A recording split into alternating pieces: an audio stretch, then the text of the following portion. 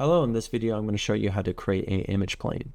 So an image plane is a thing that you use to model. So I could bring this into Maya and then I can use it as reference to model over. Whenever you're modeling something that was drawn, you'll most likely have mistakes that the person that created the image didn't realize were there. One thing I'm noticing from this, even though I tried to keep it as good as possible, I wonder if you see the mistake. See this line here? See the ear? And it's not going through the same way. So you'll have to make judgment calls whenever you get art pieces that you're recreating in 3D. It's not going to be absolutely perfect most of the time, unless they're an amazing drafts person. But you'll have to make choices yourself for the most appealing model and character. So I'm going to save this as a PNG, and if I go to File, actually I'm going to pause that while I do that. Okay, so I'm going to save this image. I'm going to the project that we made in last.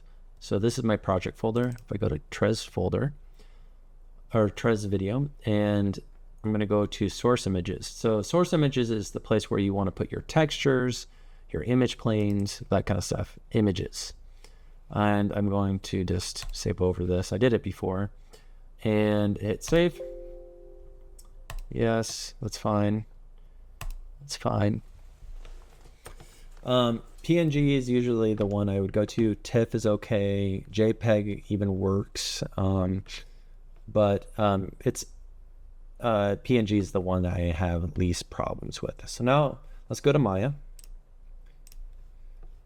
and this is where we left it. So what we have in our image here, it's orthographic, meaning there's very little perspective. It's like very flat, like it was taken with a telescopic image, and there's no distortion or distortion that happens. So what we want to use then is a orthographic camera. So if we go to outliner, you'll see that we have perspective, top, front, side. So I would suggest you do front, and to get there you have to go to panels, and right here is perspective, and go to orthographic and go to front. And you'll notice that you can't go, and make sure that you don't touch this thing.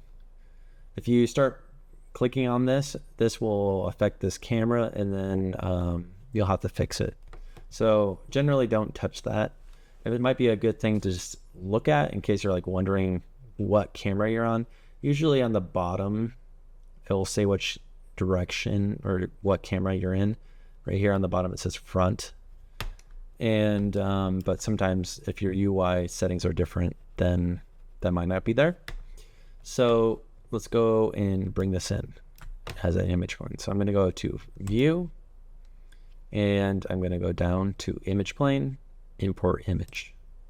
You'll notice that it takes me directly to source images. This is where it's really important that we work in a project. It will make it so that you don't have to deal with a lot of problems that might crop up later. So I'm going to hit open, and you'll look that the image is in there. So now I want this front guy to be right in the center. So you'll notice there's a darker. Okay, so what we want to do is then put this right in the center. So it's, you go like that, and you get real close. And since I clicked on this, I can hold down the middle mouse. See how I don't have to be on that, but it restrains my movement. Even if I go up and down, it doesn't allow me to go do that. So I want to get close, and I want this to be right in the center as much as I can.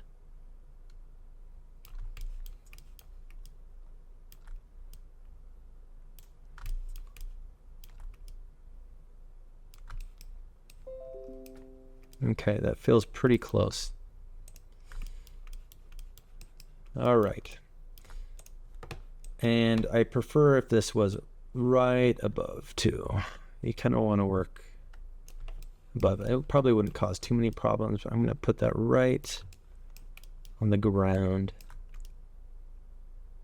I go that. I think something like that will be good. And I'm just gonna, so you'll notice over here, they created that image plane in the outliner. I'm just gonna image plane underscore front.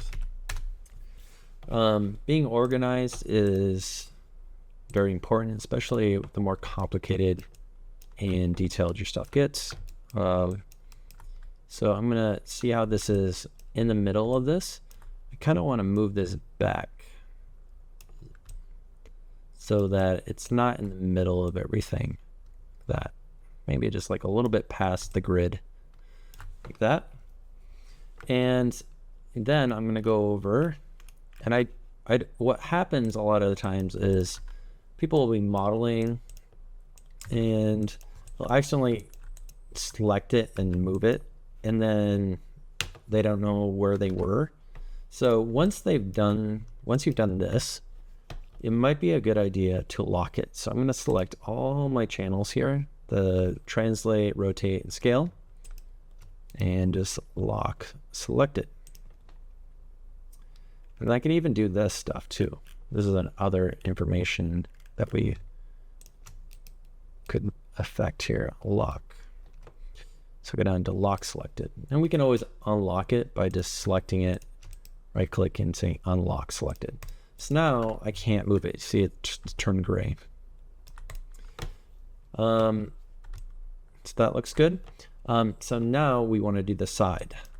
So, all right, so let's do side. And we want to make sure that we're on the correct side. Oh, if that is Z, that way, and the X is coming towards us, we want to be looking at positive X for this image.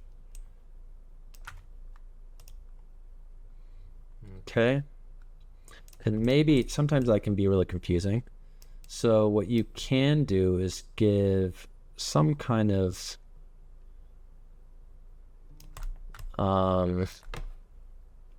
sorry, I was trying to figure out a way to describe what I'm trying to tell you.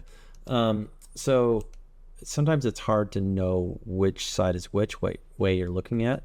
And what we can do is go use our marking menu, right click, hold it down and go to face and delete one face there. And so when we're looking down this, it should be black and everything. This should be gray. So I'm just going to leave that. And I'm going to look at orthographic side. So this is looking at, if I go back to this perspective, this way instead of this way. So I was a little bit unsure about that. So now let's go back to our side now that we know that.